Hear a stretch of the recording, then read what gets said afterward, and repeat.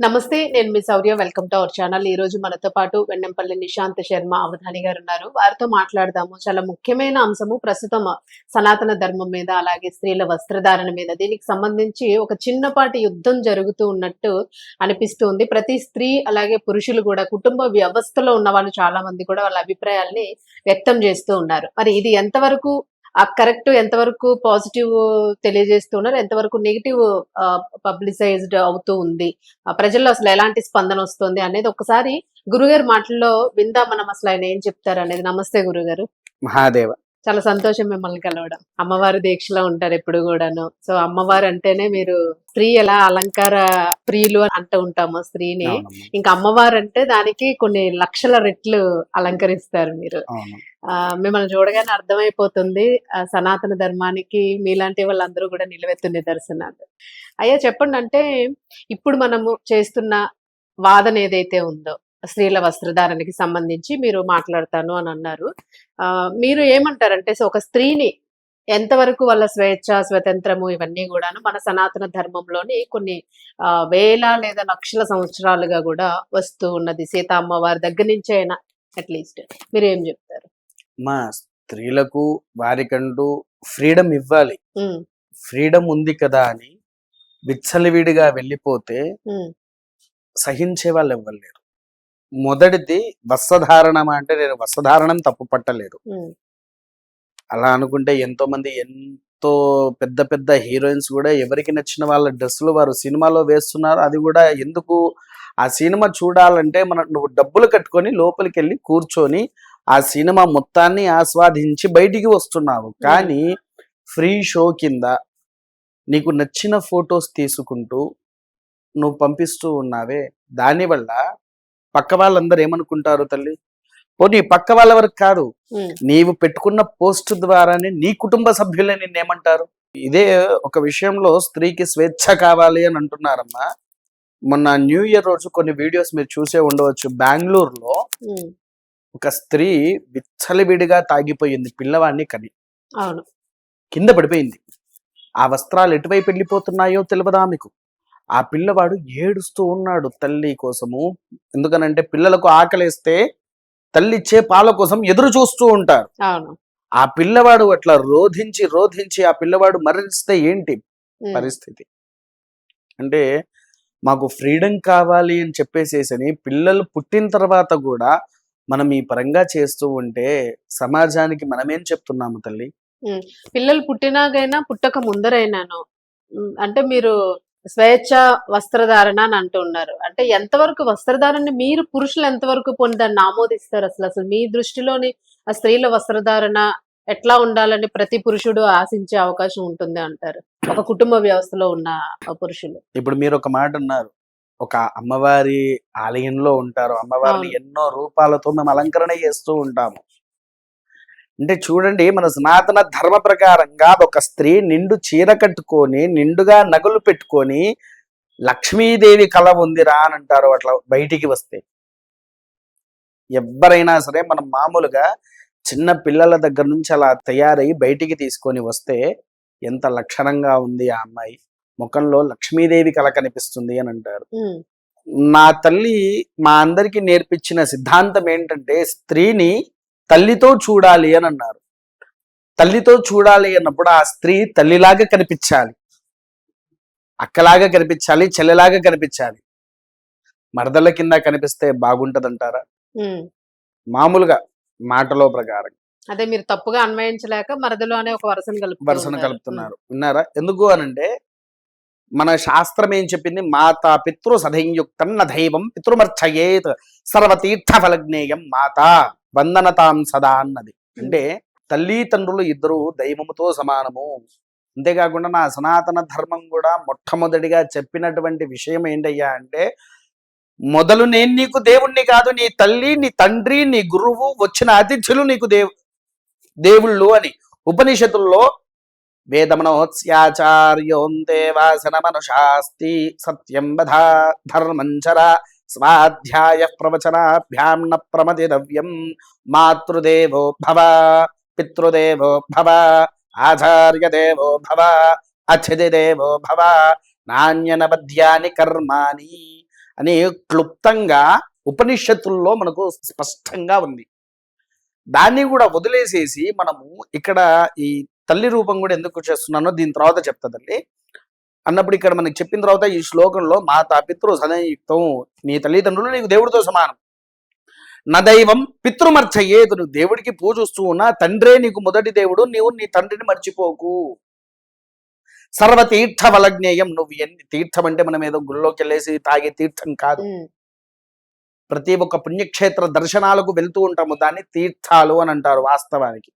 సర్వతీర్థ ఫలజ్ఞేయం మాత బంధనతాం సదా, తల్లి నీకు నమస్కరిస్తే నేను అన్ని పుణ్య నదిలో పుణ్య తీర్థాలు ప్రతి ఒక్క దేవాలయానికి వెళ్ళి నమస్కరించినటువంటి మహాపుణ్యాన్ని నాకు ఇస్తున్నావని తల్లికే నమస్కరిస్తున్నావు. ఈ శ్లోకాన్ని కూడా రచయించింది ఎవరు? సాక్షాత్కారుడైనటువంటి గణపతుల వారు. ఆ గణపతి సుబ్రహ్మణ్యేశ్వరుడు భూమండలము తిరుగుతూ ఉంటూ ఈయన నడవలేక తల్లిదండ్రులకు ఈ విధంగా నమస్కరిస్తూ శివపార్వతులకు నమస్కరిస్తూ ప్రదక్షిణ చేశాడు. భూమండలం తిరిగిన రానటువంటి శక్తి కేవలం తల్లిదండ్రులకు ప్రదక్షిణ చేసి నమస్కారం చేస్తే వచ్చేటువంటి పుణ్య ఫలితమే మనకు. అదే తల్లి ఒకానొక్క సందర్భంలో అసభ్యమైనటువంటి బట్టలు వేస్తే అదే కొడుకు, తల్లి నువ్వేంటి బట్టలు వేసుకున్నావంటే just shut up your bloody fool అని చెప్పి తిడతారా? తను కూడా ఒక బ్రాహ్మణ కుటుంబంలో జన్మించింది, తను కూడా ఒక సనాతన ధర్మంలో పుట్టినటువంటిది. డిగ్రీ వరకు తన తండ్రి చేతుల్లో నుంచి బయటికి రాని వ్యక్తి. వివాహమైన తర్వాత హద్దు అడుపు అడిగేవాడు లేడు కదా అని ఇష్టం ఉన్నటువంటి బట్టలు వేసుకొని బయట సభ్య సమాజానికి మీరేం చెప్తున్నట్టు? మీ ఇంట్లో పూజలు చేస్తున్నారు. అవును, అది ఆవిడ స్వేచ్ఛ కదా గురువు గారు, ఆవిడ స్వేచ్ఛగా ఉంటుంది, మనం ఎవరు ఖండించడం. ఏమండి స్వేచ్ఛ ఏమండి స్వేచ్ఛ స్వేచ్ఛ మీరందరూ వాదిస్తున్నది ఏంటి మరి? అమ్మా ఇప్పుడు స్వేచ్ఛ అంటే ఎవరు ఎక్కడ పడితే ఏదన్నా చేసుకోవచ్చా? మరి చెయ్యొచ్చనే కదా దాని అర్థము. చెయ్యకూడదు అని అంటే చట్టాలు. మరి అదే స్థితిలో ఒక పురుషుడు పైన అంగి కింద ఫైంట్ లేకుండా జస్ట్ వేసుకున్నాడు అనుకుందాము, రోడ్డు మీద తిరుగుతూ ఉంటే పోలీసు వాళ్ళు వచ్చి వాడిని పట్టుకొని తీసుకుపోయి కొట్టి బట్టలు వేసి ఎందుకు పంపిస్తున్నారా? అలా మీరు చూసారా? ఎందుకు చూడలేదమ్మా? ఏదైనా కేసులు కూడా జరిగాయి. వికృత చేష్టలు ఏం చేయలేదు. డ్రాయర్ మీద చాలా మంది షార్ట్ వేర్ అమ్మా, నేను అన్నది డ్రాయర్ ఇన్నర్స్ అది మీద వేసుకొని బయటికి వెళ్తే పట్టుకొని పోయి కొట్టి డ్రెస్సులు వేసిన వాళ్ళు ఎంతమంది లేరు. మరి అప్పుడు చట్టాల్లో మార్పులు రావాలి, మీరు చట్టం మీద ఫైట్ చేయాలి, మీరు ఆవిడ మీద ఫైట్ చేస్తే ఉపయోగం ఏమి? నేను చట్టం మీద ఎందుకన్నాను అక్కడ? నేను చట్టం మీద అనలేదే, ఇది చూసిన వాళ్ళు వెళ్ళి స్త్రీలే కదా కంప్లైంట్ ఇచ్చింది అక్కడ. మీరు ఇచ్చారా కంప్లైంట్? నేను ఇవ్వలేదే. మరి మీరు ఇట్లా పోరాడడం వల్ల ఉపయోగం ఏముంది? మీరు పోరాడడం వల్ల ఇక్కడ కన్న తల్లి కూడా తన కొడుకునే తల్లి అని అడిగితే ఆ కొడుక్కి సమాధానం ఏం చెప్పింది అంటే, ఆ షో బయట జనాభా కోసమా, మన పిల్లల కోసమా, మన భర్త కోసమా? ఇప్పుడు వాళ్ళకి లేని అభ్యంతరం ప్రజలకు ఎందుకు అనేది ఇక్కడ పాయింట్. అసలు ఎందుకు అనవసరంగా మనం టైం వేస్ట్? అమ్మ వాళ్ళకి ఇష్టమైనప్పుడు 4 గోడల మధ్యలో పెట్టుకోనివ్వండి, జనసంచరణ ఎందుకు చెయ్యాలి? మేము మాట అడుగుతా తల్లి, ఆ ఫోటో తీసే బదులు, ఆ ఫోటో పోస్ట్ చేసే బదులు ఒక్క సెక్యూరిటీ గార్డ్ లేకుండా ఆ విధానంగా బయటికి రమ్మనండి. ఏం జరిగిద్ది? చూస్తారు, ఫోటోలు తీసుకుంటారు బయట ఉన్న వాళ్ళందరూ. అంతే అంటారా? అంతే. అంతకు మించిన నష్టం ఏం జరిగిద్ది మీరు చెప్పండి. మీకు ఎలాంటి నష్టం జరిగిద్ది మీరు చెప్తేనే కదా సొసైటీకి గానీ ఆవిడకి. ఒక స్త్రీగా మీకు తెలిసి ఫొటోస్ మాత్రమే దిగుతాయి అంటారు, అంతే. ఫొటోస్ మాత్రమే దించేస్తారు, ఇంకేం చెయ్యరు ఎవరు కూడా. దాన్ని తట్టుకునే శక్తి ఆవిడకి ఉందేమో, ఆవిడ ఫైట్ చేయగలదేమో. ఎవడైనా ఈడ్చుకెళ్ళిపోతే తన్నే ఎముకలు ఎరగొట్టే ఒకేసారి 10 మంది వచ్చి పట్టుకొని పోయినా ఆమె కొట్టగలుగుతుందా అండి? ఆవిడ పర్వాలేదు అనుకుంటున్నారేమో అండి, మనకి పర్వాలేదని ఇప్పుడు ఆమె అనుకోవడం కంటే అసలు మరి అలాంటప్పుడు ఈమె గురించి మాట్లాడడం కూడా వ్యర్థం అంట. నేను ఎందుకు అని అంటారా? తల్లిలాగా ప్రేమించే మన సనాతన ధర్మ భారతదేశంలో ఎక్కడో ఉండేటువంటి విదేశాలలో అక్కడ ఉండే దేవాలయాల్లో కూడా సాంప్రదాయ దుస్తులు వేసుకొని బయలుదేరుతున్నారు. అక్కడ ఉండే వాళ్ళు కూడా మన చీరకట్టు కట్టుకొని హోమాలు చేసుకుంటూ కూర్చున్నారు. అక్కడ ఉండే స్త్రీలు కూడా మన సనాతన ధర్మాన్ని ఫాలో అవుతూ మంత్రాలను ఉచ్చరిస్తున్నారు. ఇక్కడ కల్చర్ అక్కడికి సోకుతున్నది, అక్కడ కల్చర్ ఇక్కడికి తీసుకురా. ఆవిడ కూడా అత్తగారింటికి వెళ్ళినప్పుడు అది కొంగు కప్పుకొని చీర కప్పుకొని భోజనం అది చేస్తాం మేమని చెప్తూ ఉన్నారు. అలా అత్తగారింట్లో ఎవరు అడిగేటి వారు ఉండరు. అత్తగారింట్లో ధర్మంగా ఉండాలి, పద్ధతిగా ఉండాలి. అత్తగారింట్లో అట్లా చేయమని చెప్పండి ఒక్కసారి. అత్తగారింటికి వెళ్ళినప్పుడు ఆమె ధర్మంగా ఉన్నా చీర కప్పుకొని భోజనం చేస్తుంది కదా, అదే బికినీలో అత్తగారింట్లో ఉండమనండి. అత్తగారింట్లోకి వెళ్ళి నేను చీర కట్టుకున్నా, ఇది వేసుకున్నా, అది చేస్తున్నా అని చెప్పేసి అది మాట్లాడుతుంది కదా. అత్తగారింట్లో ఇలా చేయమనండి. పోనీ ఇంకో విషయము, ఒక వీడియోలో తనే అన్నారు, కాలు మీద కాలు వేసుకొని ఒక విధంగా మాట్లాడారు. నా భర్త ముందు నేను ఇలా ఉంటాను, నువ్వు నన్ను చూస్తే తమ్ముళ్లాగా అన్నలాగా చూడు అని నువ్వంటున్నావు. మీకున్న మనోభావాన్నే వేరే వాడికి ఇంకో మనోభావన వస్తుంది. ఏమని, అన్నా తమ్ముడు నువ్వెందుకు అంటున్నావు, నువ్వు నా మరదలు అనుకుంటా నేను వాడనడా. అది ఆయన స్వేచ్ఛ. ఆయన స్వేచ్ఛకు వచ్చినప్పుడు ఈమె ఎక్కడికి పోవాలి మరి, ఎక్కడికి పోతుంది? ఇప్పుడు చాలా మంది అన్వేష్ అనేటోడు కూడా రేపుల విషయంలో కూడా మాట్లాడాడు, హిందూ ధర్మాన్ని కించపరుస్తూ. ఒకటే ఒక ప్రశ్న అడుగుతా అమ్మా, మొదలు భారతదేశంలో మత్తు పదార్థాలను బ్యాన్ చేయించాలి. అసలు ఆ మత్తు పదార్థాలకు దీనికి సంబంధం ఏంటి అనే ఆలోచన కూడా మీకు రావచ్చు. ఫర్ ఎగ్జాంపుల్ తల్లి, ఇప్పుడు ఆ అనసూయ పోస్టర్ వీడిలా చూశాడు. చూసిన తర్వాత సాధారణంగా కొంతమందికి డ్రగ్స్ తీసుకునే అలవాటు ఉంది, లిక్కర్ తీసుకునే అలవాటు ఉంది, గంజా తీసుకునే అలవాటు ఉంది. ఆ అలవాట్లో ఉన్నవాడికి అవి తీసుకున్న తర్వాత తల్లి, కూతురు, తండ్రి ఏదంటూ ఏమి వాడికి మైండ్లో ఉండదు వాడికి.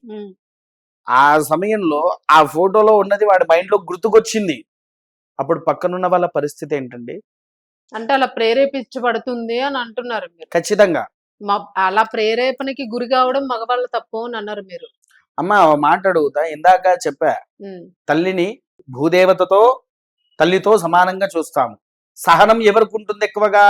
స్త్రీకి ఉన్న సహనము పురుషుడికి ఉంటుందా? ఒక పురుషుడు చూడండి, కామక్రోధ లోభ మోహ మధమాత్సర్యాలను బయటికి పెట్టలేకుండా ఉండడు. కానీ స్త్రీ మాత్రము ఎన్నిటినో తట్టుకొని ప్రతి ఒక్క దాన్ని తన మనసుని క్షుప్తంగా చేసుకొని తన మనసులో దాచుకుంటది. తనకు వచ్చేటువంటి ఎటువంటి కోరికలైనా సరే అదుపు చేసుకునే శక్తి కేవలం స్త్రీ దేవతకు మాత్రమే. ఎందుకు అదుపు చేసుకుంటున్నారు అంటున్నా అదే గురువు గారు. అసలు ఇక్కడ వాదనకు అర్థం లేకుండా పోతుంది. అందరూ వాదిస్తూ ఉన్నారు, ఎందుకు స్త్రీ అలాగే ఉండాలి, పురుషుడు ఎలాగే ఉండాలి అని అంటూ ఉన్నారు. అమ్మ ఇప్పుడు స్త్రీ అలా ఉండకపోతే గారు ఐడియా ఉన్నారా మీకు? ఎందుకు ఐడియా లేరు? పబ్లిక్ ఫిగర్స్ కదా అందరూ. Public figure. వారు ఒక మాట అన్నారు, ఏమనో తెలుసా? ఇంట్లో రోజు ఒకటే బిర్యానీ తినకూడదు, పెళ్లి చేసుకోకూడదు, బయటికి వెళ్ళి ఒక 60 బిర్యానీలు చేసుకొని రా అన్నది. మరి ఆ 60 బిర్యానీలో ఈమె గర్భవతి అయితే ఆ పుత్ర సంతానం ఎవరిదని చెప్పుకోవాలి? ఈమె ఎవరిదని చెప్పుకోవాలి? 60 మంది నీ తండ్రులనే చెప్పుకోగలుగుతుందా? లేకపోతే ఒక్కరినే చెప్పుకోగలుగుతుందా? స్త్రీకి ఉన్న గొప్ప వరం ఒక పురుషుడికి కూడా లేనిది మాతృలక్షణం. మాతృలక్షణాన్ని కూడా త్యజించి పక్కకు పడేస్తే తల్లికిచ్చే విలువ ఎందుకు తల్లి? నేను విలువ కోసం పోరాడుతున్నాను. అవును. అయితే గురుగారు నాకు అర్థమైంది. ఇప్పుడు ప్రతి ఒక్కరు, ఇప్పుడు మీరు మాట్లాడుతూ ఉన్నారు, అసలు మిమ్మల్ని అడగకూడని ప్రశ్నలు ఇవన్నీ.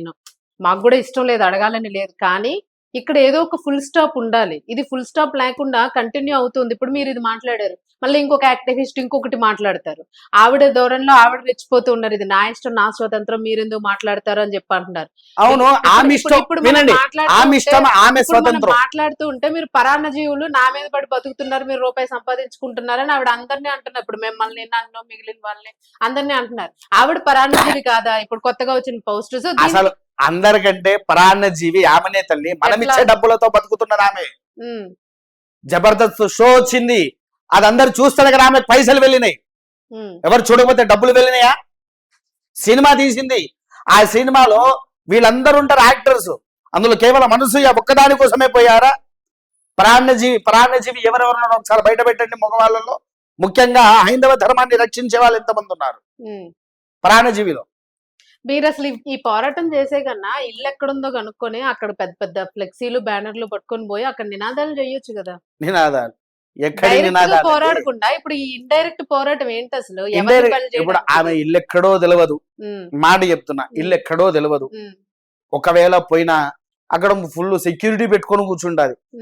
నేను అనేది ఏంటంటే తల్లి, శివాజీ గారిని ఎలానైతే పిలిపించి క్షమాపణ చెప్పించి పోలీసు దగ్గర అంతా, పోలీస్ శాఖ ఇదంతా ఎలా అయితే చేశారో, అనసూయ గారిని కూడా అలానే పిలిచి కూర్చోబెట్టి ఇలాంటి వస్త్రధారణ కాకుండా కొంచెం వేసుకోండి, మీకు నచ్చిన వస్త్రాలు వేసుకోండి, కానీ మరీ అంత విచ్చలవిడిగా కాకుండా కొంచెం ధర్మంగా ఉండే వస్త్రాలు వేసుకోండి. నేను ఒక మాట అడుగుతా తల్లి, మీరు తప్పుగా అనుకోనంటే అడగండి ఒక్క ప్రశ్న వేస్తా. అడగండి. స్వేచ్ఛ కావాలి అంటున్నారు, కానీ ఆ స్వేచ్ఛలో మొట్టమొదటిగా ఒక వ్యక్తిని దూషిగా చూపించేది కూడా మీడియానే కదా. అవును. ఎందుకనంటే దీనికి ఒక రీజన్ చెప్తా. ఎందుకంటే క్రితంలో నేను అంటే 3-4 నెలల క్రితంలో ఒక చిన్న వీడియో చూడాల్సి వచ్చింది. అంటే మామూలుగా స్క్రోల్ చేస్తుంటే ఒక వీడియో వచ్చింది. అదే ఒక పెద్ద హీరోయిన్లే, ఎవరు పేర్లు అవన్నీ మనకొద్దు, పెద్ద హీరోయిన్ ఇక్కడ వరకు స్కర్ట్ వేసుకొని వచ్చింది. కానీ ఈ కాలు తీసి ఇటువైపు ఎప్పుడు వేస్తుందా, మళ్ళీ ఈ కాలు తీసి ఇటువైపు ఎప్పుడు వేస్తుందా అని అదే కెమెరామెన్లు జూమ్ పెట్టుకొని కూడా కూర్చొని ఉన్నారే అక్కడ. అంటే ఇలాంటివి వస్తున్నాయి, ఇలాంటివి జరుగుతాయి అనేది కొంచెం కూడా వారికి ఆలోచన లేకుండా పోతుంది కదా. అంటే ఇటువంటి వీటి మీద మీరు ఏదైతే మగవారు ఆకర్షితులు అవుతున్నారో ఆడవాళ్ళు కూడా స్పందించే అవకాశం ఉంటుందా? వాళ్ళకి కూడా ఖచ్చితంగా. ఇప్పుడు నేను ఒక్కనే కాదండి, అది క్లారిటీ ఇవ్వండి. నేను ఒక్కనే కాదండి ఈ ఇప్పుడు విషయంలో పురుషుల మీద యుద్ధం మాట్లాడుతుంది. చేస్తూ ఉన్నారు అందరూ. నా పురుషులు కరెక్ట్ గా ఉండాలి, పురుషులు కరెక్ట్ గా ఉండాలి, మీరు చూసే చూపు కరెక్ట్ గా లేదని అంటున్నారు. దానివల్ల ఆడవాళ్ళకి ఏం ఎఫెక్ట్ ఉందా లేదా అనేది క్లారిటీ అమ్మ, చూసే చూపు కరెక్ట్ గా లేదంటే ఏ పరంగా చూడమంటారు? ఒక మాట, మీరు మామూలుగా వెళ్తున్నారు, అదే రోడ్డు మీదనే వెళ్తూ ఉన్నారు, మంచిగా మీకు బిర్యానీ వాసనే వచ్చింది, మీరు బిర్యానీ ప్రియులు అనుకుందాం. బిర్యానీ వాసన వచ్చినప్పుడు అబ్బా బిర్యానీ రై వాళ్ళు ఎట్లయినా తినాల్సిందే, నా వల్ల కావట్లేదని చెప్పేసి పోయి తింటారా, మనసు అదుపులో పెట్టుకుంటారా? సమ్ టైమ్స్ తింటాం, సమ్ టైమ్స్ అదుపులో పెట్టుకుంటాం. సమ్ టైమ్స్ అంటే అప్పుడు మీకు బిర్యానీ తినబుద్ధి కాదు కాబట్టి దాన్ని తినరు, లేదా ఉపవాస దీక్షలో ఉంటారు కాబట్టి తినరు, లేకపోతే ముఖం కొట్టేసి అంటే ఇంకా ఈ బిర్యానీ ఏం తింటాంరా అనే ఉద్దేశంలో దాన్ని తినట్లేదు. కానీ మనసు మాత్రం అది కావాలి అనే కోరిక వస్తుందా రాదా? నీ మనసులో ఇప్పుడు ఆమె ఎట్లయితే వచ్చినప్పుడు ఆమె ఎట్లయితే వస్తుందో వాడి మనసు కోరిక అదుపు చేసుకోమని చెప్పుకోవడానికి నీకెక్కడ రైట్స్ ఉన్నాయి అసలు? నువ్వు నన్ను మీరు అనేదానికి నేను ఒక చిన్న కథ చెప్తా తల్లి. ఇప్పుడు ఇక్కడ ఒక ఇల్లు అనుకుందాం, మీరు నా తల్లి అనుకుందాం, నేను మీ కొడుకుని అనుకోండి, ఇక్కడ ఇంకో అతను ఉన్నారు, వారు మీ హస్బెండ్ లెక్క మా తండ్రి గారు అనుకుందాం. ఇంటికో పడావిడ వచ్చింది, చీర అంతా కట్టుకునే వచ్చింది, ఇలా జాకెట్ మొత్తం వక్షాలు బయటికి కనిపించేలాగా ఉంది, వంగేసి ఇల్లు ఉడుస్తున్నది, పిల్లవాడు చదువుకుంటున్నాడు, తండ్రి పేపర్ చూసుకుంటూ ఉన్నాడు, భర్త పేపర్ చదువుతూ ఉన్నాడు, ఈ పిల్లవాడు పుస్తకం పట్టుకొని చదువుతూ ఉన్నాడు, చదువుకుంటా వాడు మొత్తం అడ్డే చూస్తూ ఉన్నాడు, తండ్రి కూడా అమ్మాయి వైపే చూస్తున్నాడు. తల్లి ఆమె దగ్గరికి వెళ్ళి లేదు లేదు నా కొడుకు నా భర్త నిన్ను అలా చూడలేదు, నువ్వు తప్పుగా అనుకోకు అని చెప్పేసి అసలు ఆవిడకి చెప్తుందా? లేకపోతే పిల్లవాడి దగ్గరికి వచ్చి నాయనా నువ్వు చూడు కానీ తప్పుగా చూడకు అని పిల్లవాడికి భర్తకు చెప్తుందా? ఏం చెప్పాలి వీళ్ళ ముగ్గురికి సమాధానం? ఆవిడ చెంగు కప్పుకోమని చెప్పుద్ది. ఇంకా ఇంట్లో మగవాళ్ళు ఉన్నారు, కొంచెం పద్ధతిగా ఉండు, పద్ధతిగా మెయింటైన్ చెయ్యి, వాళ్ళకు లేనిపోని అంతెందుకమ్మ, మన ఇంట్లో ఉండే మన చెల్లైనా అక్కైనా తల్లైనా చున్నీ లేకపోతే ఖచ్చితంగా తిట్టేసి చున్నీ వేస్తాము. ఎందుకోసమండి? ఇంట్లో ఒక ఆనొక్క వయసు వచ్చిన తర్వాత కూడా కన్న తండ్రి కూడా కూతురుని ఎత్తుకోలేడు, అవునా? ఇది మన సాంప్రదాయం, అంటే ధర్మంగా. ఎందుకు అనంటే ఆడవాళ్ళకు కొన్ని హార్మోన్స్ అనేటివి వస్తూ ఉంటాయి కాబట్టి వాటి వల్ల పురుషులకైనా స్త్రీలకైనా ఎటువంటిది రాకుండా ధర్మంగా కాపాడాలనే ఉద్దేశపూర్వకంలో ఉంది. అంతేగాని ఈ తల్లి నాయన అలా చూడడం తప్పు, నువ్వు తప్పు చేసావు, నువ్వు భర్తవి, నువ్వు నేనుండగా పరస్త్రీని నువ్వెలా చూస్తున్నావు అని భార్య కదా చెప్పాల్సింది, తల్లి కదా చెప్పాల్సింది.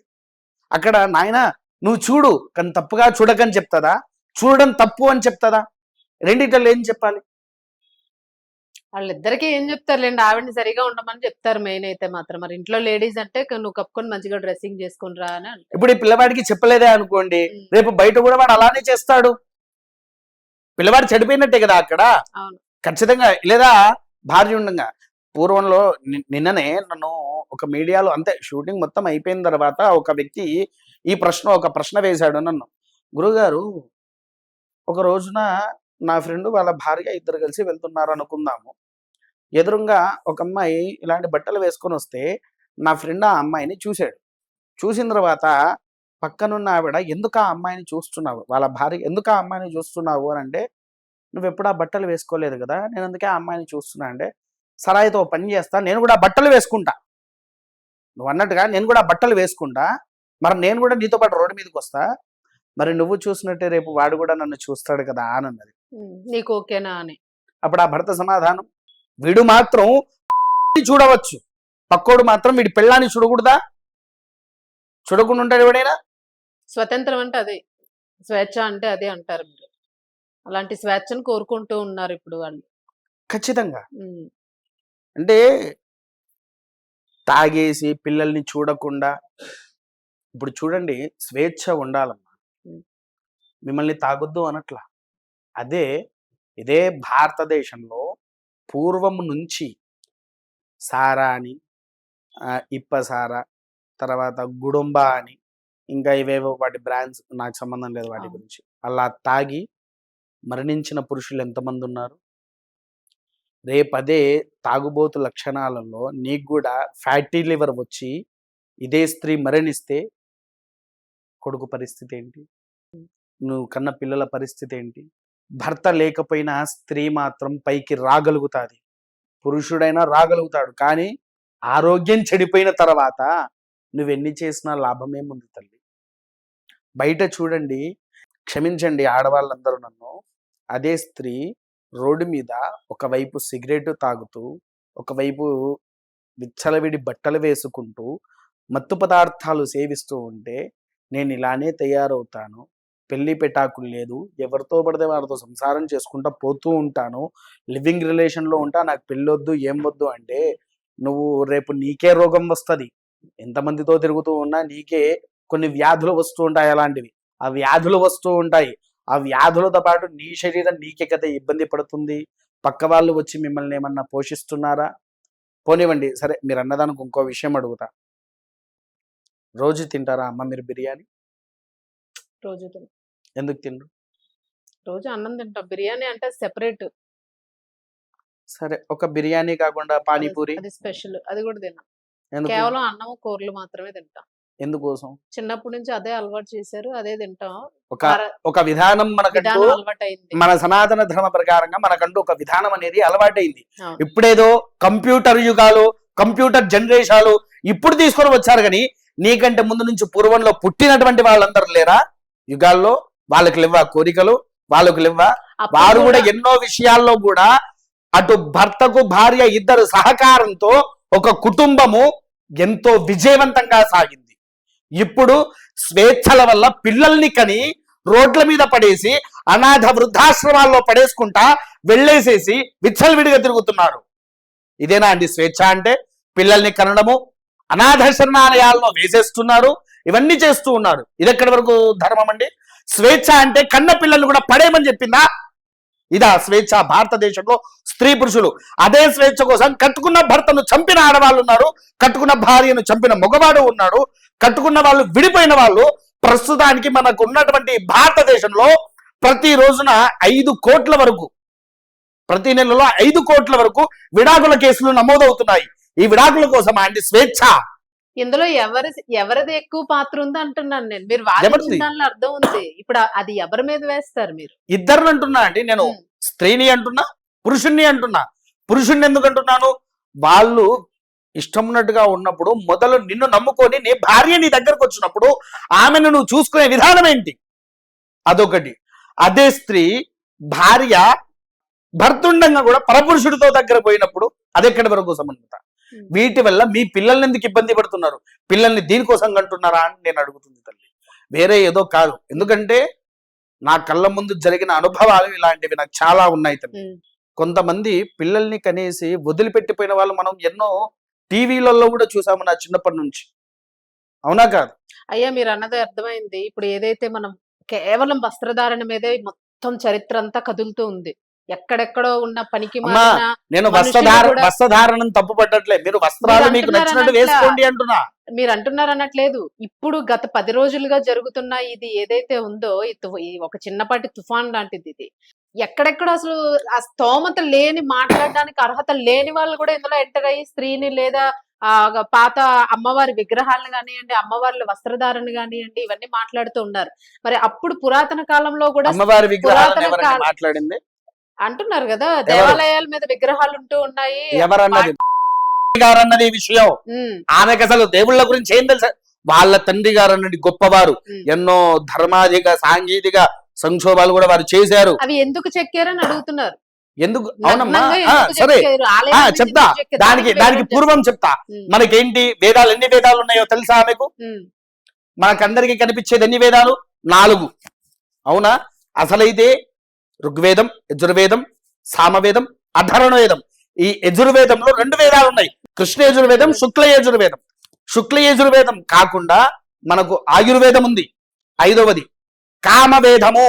ఈ కామవేదాన్ని పుస్తకాల్లో రచయించడానికంటే భంగిమల రూపంలో దేవతామూర్తాధికంలో దేవాలయాల్లో శిలాధికం చేశారు. కానీ ఆ దేవుళ్ళు పైనుండేటువంటి గాలి గోపురాల మీద, గోడల మీద ఉండే వాటిని తీసుకువచ్చి మీరు గర్భాలయంలో ఉండే దేవుడి కంట కడుతున్నారా? గర్భాలయంలో ఉండే దేవతలేంటి, బయట ఉండే గోడలేంటి? దానికి దీనికి ఎంత వ్యత్యాసం ఉంది తల్లి? కామాధిరక్షడో వై సర్వాధ్యక్షత. కామశాస్త్రంలో ఉన్నటువంటి శ్లోకాన్ని బయటికి తీయండి.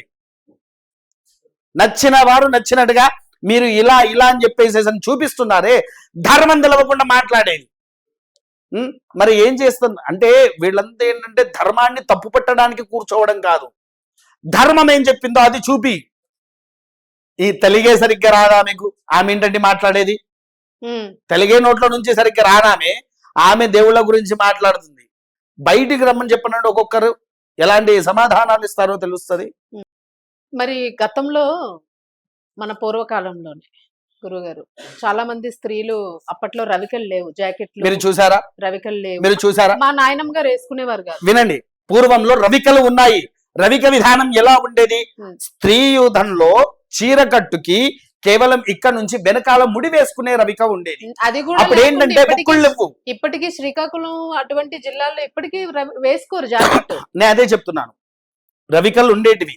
కొంతమంది ఏంటి అని అంటే రవికలు కాకుండా ఇదే విధానంలో ఉండేటువంటి వారు, అంటే వారికి అలా నచ్చింది. అప్పుడు ఎవరైనా తప్పు పెట్టారా? లేదు, చెంగు కప్పుకునే వాళ్ళు. చెంగు నిండుగా కప్పుకునేటువంటి వారు క్షమించండి, బయటికి కనిపించకుండా వాళ్ళు ధర్మబద్ధంగా ఉండేది. అంతవరకు నేను ఒప్పుకుంటానండి. ఎందుకంటే మా ముత్తమామ్మ గారు కూడా అప్పట్లో మరి బ్రిటిష్ కాలం అది, అప్పుడు ఆవిడ కూడా జాకెట్ ఉండేది కాదు, ఇట్లా చెంగి పట్టు చీర ఇట్లా కప్పుకునేవాళ్ళు.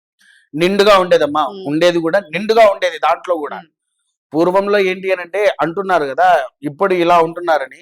పూర్వంలో రాజుల కాలంలో యువరాణులకు జాకెట్లు లేవా? వాళ్ళకంటే ముందున్న సీతాదేవి జాకెట్ వేసుకోలేదా? అందరూ జాకెట్లు వేసుకున్న వాళ్ళే. కాకపోతే ఏంటి అని అంటే పూర్వాధికంలో కొంతమందికి ఏంటి అని అంటే జాకెట్లు ఎలా కుట్టుకోవాలనో ఎలా వేసుకోవాలనో కొంతమందికి అప్డేషన్ లేక వాళ్ళు ముడి పెట్టుకునేటువంటి వారు. గుడ్డనే ముడి పెట్టుకునేవారు. అలా నడిచేది. పూర్వంలో రవిక ఉంది, రవిక లేక ఎవరూ లేరు. మనకు ఇప్పుడు నడుస్తున్న కొన్ని సినిమాలో రవికలు ఈ విధంగా చూపిస్తున్నారే కానీ అదే గృతంలో ఉన్న వాళ్ళు ఆ రాణిలు కూడా ఆ రవికను వెనకాల ముడి వేసుకునేవారు. ధర్మాధికంలో ఖచ్చితంగా. ఎన్టీఆర్ తర్వాత వచ్చిన సీనియర్ ఎన్టీఆర్ వాళ్ళ కాలంలో కూడా రవికలు ఉన్నాయి, అంతకు ముందు కూడా రవికలు ఉన్నాయి. కాకపోతే ఏంటి అంటే ప్రసిద్ధి కావడానికి సమయం పట్టింది.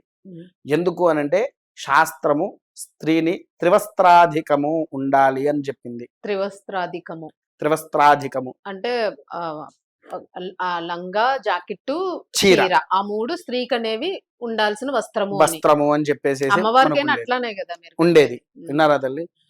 ఇప్పుడు మీరే అమ్మవారికి కూడా అలానే ఉండేది. అవునవును. అంటే ఒక నిత్యంగా దేవతారాధన చేసేటువంటి మేము అమ్మవారిని ఎంత అందంగా తయారు చేస్తే ఆ గుడికి వచ్చే వాళ్ళ మనసు అమ్మవారిని చూస్తే ఎంత కోపంలో ఉన్నా పటాపంచలు అయిపోవాలి. మరి వీళ్ళకి ఎందుకు భయం? అంటే స్వేచ్ఛ అనే ఒక పదం, ఒక ముసుగు వేసుకొని చేస్తున్నారు అని అంటున్నారు ఇవన్నీ కూడా. మరి దీన్ని ఎట్లాగా మీరు దీన్ని ఎలా ఖండిస్తారు? ఇంకా ఇటువంటి వాళ్ళు మరలా ప్రశ్నించకుండాను దీనికి ఒక జవాబు ఎలా ఇస్తారు మీరు? అసలు ఎవరు స్పందించాలి దీని మీద మీతో పాటు? నేను ఒకటే, ఎందుకంటే ఇప్పుడు ఈ రోజు మీరు మాట్లాడారు, మళ్ళీ రేపటికి ఇంకోటి ఏదో కొత్త అంశం వచ్చేస్తుంది. మీరు మాట్లాడిందంతా వృధా. ఇప్పుడు ఇంతసేపు మీరు గొంతు చించుకొని నేను గొంతు చించుకొని చూసే వాళ్ళకి టైం వేస్ట్. దీనికి మీరు ఏం చెప్తారు? అసలు ఎట్లాంటి సందేశం ఇవ్వాలనుకుంటున్నారు? నేను ఒకటే చెప్తాను అందరూ చీరలు కట్టలేరు గురుగారు, మీకు అవును అమ్మా, తెలుసు. నేను ఇప్పుడు నేనైనా నేను dress అనేది వేసుకున్నా. నేను అలా అనట్లేదు. కాకపోతే ఎవరికి నచ్చిన తీరులో వారు ఉండండి, కానీ ఒంటిని పూర్తిగా సనాతన ధర్మాన్ని రక్షించుకుంటూ పిల్లలకు సబుద్ధి నేర్పిస్తూ మనకు ఉండేటువంటి పురాణాలు ఏదో ఒక 4 వాక్యాలు నేర్పిస్తూ నా ధర్మాన్ని కాపాడండి అని మాత్రమే వేడుకుంటున్నా తప్ప, ఉమ్, నేను మీ వస్త్రధారణ గురించి మీ ఎలా అయినా వేసుకోండి, అది మీ ఇష్టానుసారం, కానీ బయట జనాల్లోకి వచ్చినప్పుడు కొంచెం పద్ధతిగా రండి. మీరు మీ ఇంట్లో 4 గోడల మధ్యలో మీరు లక్ష్య చేసుకోండి, అది ఎవ్వరు మిమ్మల్ని వచ్చి అడగడు. మీ ఇంటికి వచ్చి మీరు మీ ఇంట్లో తప్పు చేసినప్పుడు మీ ఇంటికి వచ్చి అడిగితే మీ చెప్పుతో కొట్టండి, కానీ బయట జనాల్లోకి వచ్చినప్పుడు మాత్రం అంగాంగ అర్ధాంగ ప్రదర్శనలు చేయకండి దయచేసి. చెయ్యకండి అని కోరుకుంటున్నా. తల అంతకంటే మించి ఏం చెప్పట్లేదు నేను. ఉమ్. ధన్యవాదాలు గురుగారు. చాలా మందికి అనేక సందేహాలు, రోజు ఇది ఒక తలకాయ నొప్పిగా ఉంది. ఎందుకంటే ఇప్పుడు పిల్లలు మెయిన్ ఇంట్లో మాట వినడం లేదు, అట్లా తయారైపోయారు. ఇలా సినిమాల ప్రభావము, ఇలాంటి ప్రభావం ఇవన్నీ కూడాను. సో తరువాత తరాలు పడవకుండా ఉండాలి అని అంటే కొంత సందేశం అనేది ఉండాలి. ఓకే, మీరు చెప్పిన ఖచ్చితంగా. దానిలో అర్థం ఉంది. అమ్మవారు ఉపాసకులు. ధన్యవాదాలు, వచ్చినందుకు సంతోషం. మహాదేవ.